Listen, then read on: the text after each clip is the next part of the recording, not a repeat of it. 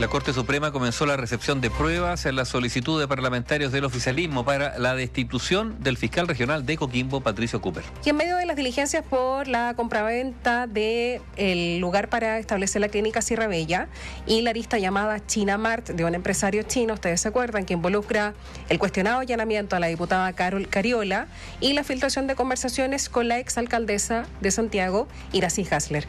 Néstor Aburto tiene todos los datos. Hola Néstor, buenos días. ¿Cómo están? Muy buenos días. Claro, ayer a eso de las 9 de la mañana comenzó la primera de 4 audiencias. Se llaman recepción de pruebas por la solicitud de 10 parlamentarios del oficialismo, 3 del Partido Comunista, 3 del Frente Amplio, 2 del Partido Socialista y una parlamentaria de Acción Humanista y del PPD, que piden la remoción, es decir, que lo echen de su cargo al fiscal regional de Coquimbo, Patricio Cooper, el persecutor al mando de los casos Sierra Bella, China Mart y Procultura.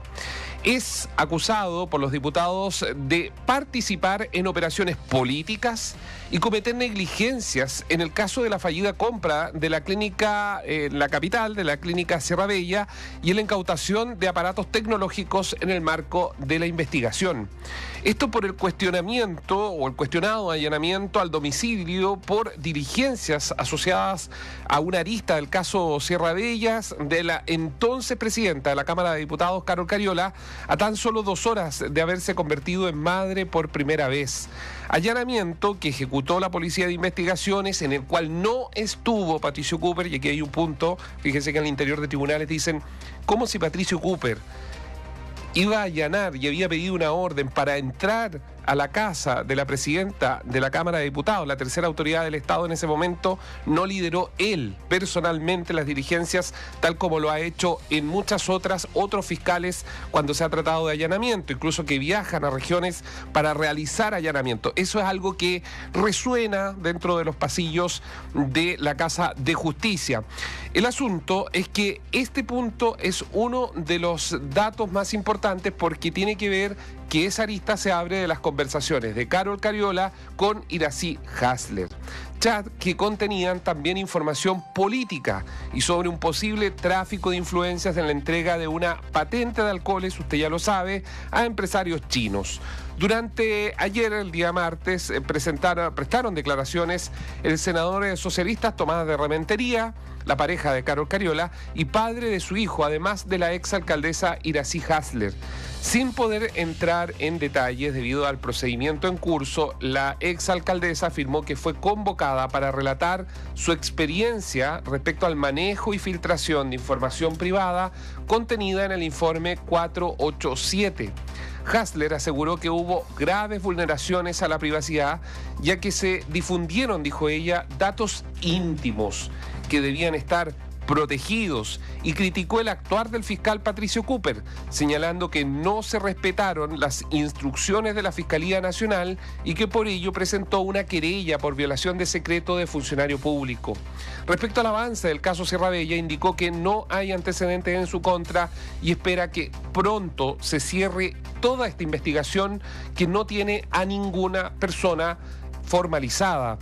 Y aunque fue citada como testigo, Iracy Hasler aclaró que no tiene atribuciones para opinar sobre una eventual remoción del fiscal y que su rol solo fue aportar información y hechos para que se investigue lo que sucedió.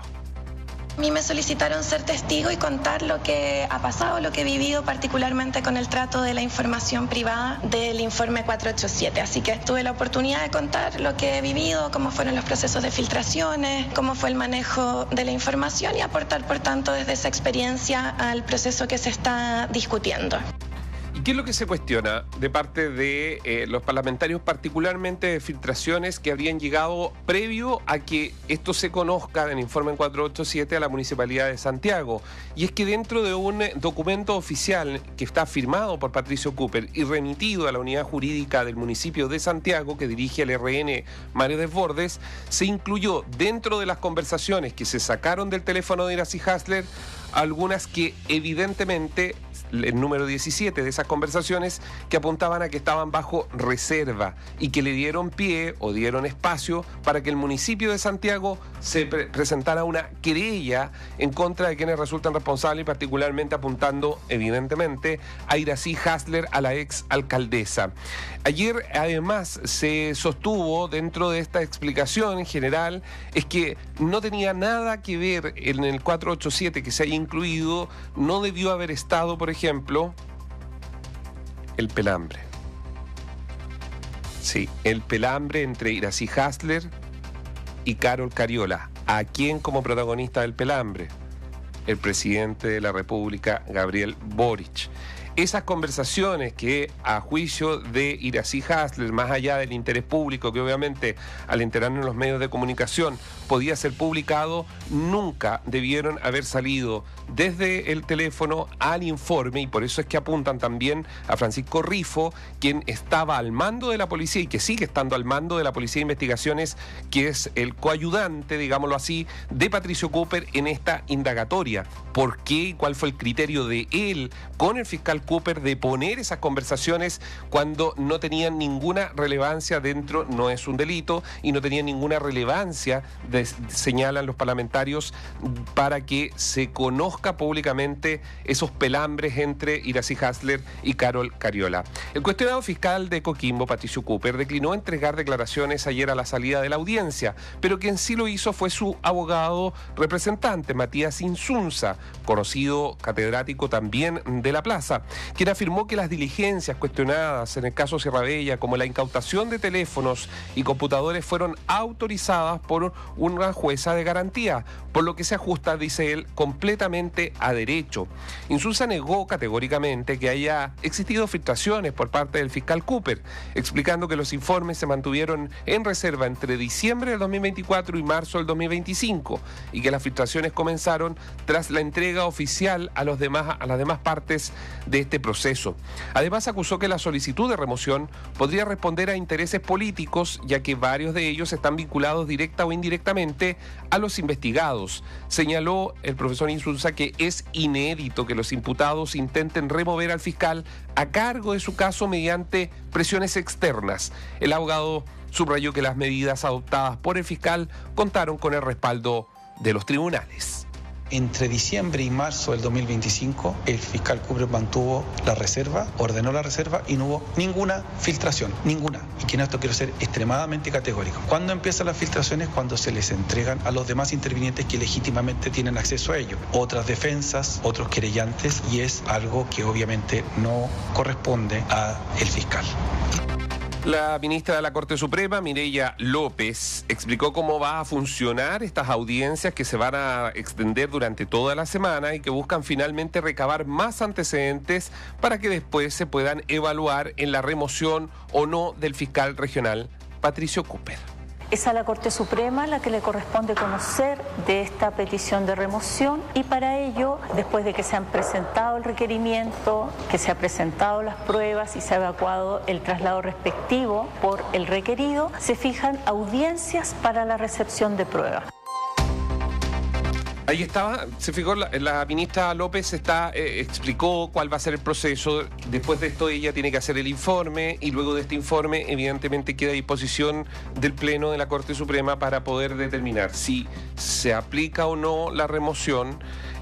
No es, para que usted lo entienda, porque se habla efectivamente, la defensa de Patricio Cooper, y el mismo Patricio Cooper lo ha dado a entender así, que es una persecución política respecto a que él está investigando políticos, se está investigando de hecho desde el presidente de la República para abajo, pero lo que sí, yo siempre digo, hay que sacar la paja del trigo, hay algunos puntos, y esto no lo digo yo, es lo que las fuentes señalan, que hacen que los ministros de la Corte Suprema estén más atentos. Y esto no es ni siquiera porque en algún minuto también, digamos las cosas como son, aquí en Bio Bio decimos todo. Algunos creen que pudiera ser un Patricio Cooper como nombre, más que sus actos, ser una moneda de cambio de la molestia del Poder Judicial. ¿Con quién? Con el fiscal nacional, Ángel Valencia, por, a juicio de algunos en el Poder Judicial, la forma, lo opinólogo que se ha vuelto el fiscal nacional sobre causas que son delicadas y de alto, que deberían exigir un alto estándar en cuanto a esas opiniones. Claro, aquí hay dos cosas. Uno, que se empiece a mencionar la posibilidad de que la carrera de un fiscal sea la moneda de cambio por disputas políticas es grave. Bueno, de hecho, la reforma procesal penal, la que cambió nuestro sistema judicial para crear la fiscalía, dejó fuera al fiscal nacional y a los fiscales regionales de acusaciones constitucionales, por lo mismo. Eso es un punto. Ahora, lo otro, porque lo que hay que centrarse en esto que tú mencionabas, es si efectiva es si las actuaciones del fiscal Cooper como fiscal merecen algún reproche. Eso iba. Porque o sea, igual hay un eco dentro de quienes conocen esto. No se ha despejado del todo, y esto es muy importante tenerlo en cuenta, no se ha despejado del todo del por qué hubo una reunión entre Patricio Cooper y la Municipalidad de Santiago, que entendemos que eran jurídicos y el alcalde, donde los contenidos de eso se supone que luego se piden por oficio y que le dan pie a la municipalidad estratégicamente, teniendo información para presentar la querella que presentan el mismo día en que se realizaba una audiencia donde incluso Cooper en estrado decía que Iracy Hasler, por el caso China Mart, estaba en calidad de testigo. No sé si se acuerdan de esa audiencia. Sin embargo, 3 horas después cambia esa calidad de Iracy Hasler en China Mart porque la Municipalidad de Santiago presenta justamente una querella donde coloca parte de estas conversaciones que estaban en el informe 487, que estaba atajado, no podían tener acceso los querellantes. Y ahí, este es el nudo en cuestión donde algunos ministros dicen, mire, está bien, habrá algunos que se quieren cobrar esto, pero miremos bien este punto, porque cómo y por qué y bajo qué atribuciones se entrega información a la Municipalidad de Santiago de una arista en cuanto a la Municipalidad de Santiago debió haber tenido el 487 como lo tenía el resto de los querellantes. Es decir, en el 4, para que los auditores entiendan, se libera el informe 487, pero ese informe 487, Nivaldo Catherine, venía, del cual varios lo observaron, venía en negro todas las conversaciones que estaban relacionadas con China Mart. Y se deja solo las conversaciones que están relacionadas entre Carol Cariola y Iracy Hasler por Sierra Bella, pero todo lo otro estaba en negro. Quien sí tenía el informe 487 completo era la defensa de Iracy Hasler, y por eso es que para algunos ayer era importante que declarara frente a la ministra López, Mireya López, porque ella iba a decir, mire, a mí o a esta defensa, a mi defensa no le convenía que esto sí era público, porque resulta que el criterio de la PDI con el fiscal fue incluir conversaciones de pelambre con Carol Cariola en contra del presidente de la República. Comprenderán que no es grato estar dando explicaciones respecto a eso, y ese es uno de los argumentos que dice, ok, nosotros nos liberan el 487 completo, al resto de los querellantes, al resto no estaba el 487 completo, entonces dice, aquí la única posibilidad es que sea la Fiscalía. Y por eso es que estamos en este estadio, ya para que se entienda respecto a esta forma. Ahora, están saliendo otras cosas que no forman parte de esto, que ayer nos enteramos por los pasillos del Poder Judicial, que Patricio Cooper está utilizando una técnica investigativa que está poniendo también, genera ruido, digámoslo así. ¿Cuál es? En el caso Procultura hay una cantidad de RUC abiertos en distintos tribunales del país. ¿Y por qué? Porque en el caso Crispi, la intervención telefónica al brazo derecho del presidente de la República no vino por un tribunal de Santiago, que todos dicen que si hubiese ido a tocar la puerta en cualquier tribunal de Santiago sin elementos probatorios contundentes, no se autoriza, la medida más intrusiva que puede haber es la intervención telefónica, ¿no es cierto? Esa es la medida más intrusiva de todas. Sin embargo, bajo otro RUC en Antofagasta dijo, sí, claro, demos la autorización. Ahora, digamos, los políticos siempre son muy sensibles cuando empiezan a ser indagados. Bueno, ocurre con todo, digamos. Pero claro, hay que ver el mérito de cada una de las acciones que emprende un fiscal, pero también yo creo que es bueno que exista la posibilidad de que haya indagatoria, digamos, a los políticos o a los personeros públicos, ¿no? Porque... Sin duda, claro. El tema es que no porque esté investigando políticos que se parecieran muchas veces intocables, hace todo bien. No, ni puede hacer cualquier cosa. Ni puede hacer cualquier cosa, Sí. que es el límite. Ahora, lo que estamos diciendo, y por qué Néstor muestra todas estas diferencias, es porque ha habido procesos anteriores de intento de remociones de fiscales regionales que no han llegado a remover finalmente al fiscal regional. Y esta es la gran diferencia en el caso de fiscal Cooper. El caso de, recuerden ustedes que también hubo un criterio que no es igual, pero que donde la Suprema también estuvo analizando, que fue por el caso de Tomasito. ¿Se acuerdan de todos los errores? De Marcela Cartagena. Claro, que ahí la Fiscalía Regional del Biobío fue un desastre porque, bueno, todos conocemos lo que pasó, no lo que pasó, sino cómo fue el proceso con el caso de Tomás Bravo, de Tomasito, y ahí también se inició. Ahora, que hay conversaciones, también lo voy a decir, aunque se enojen algunos.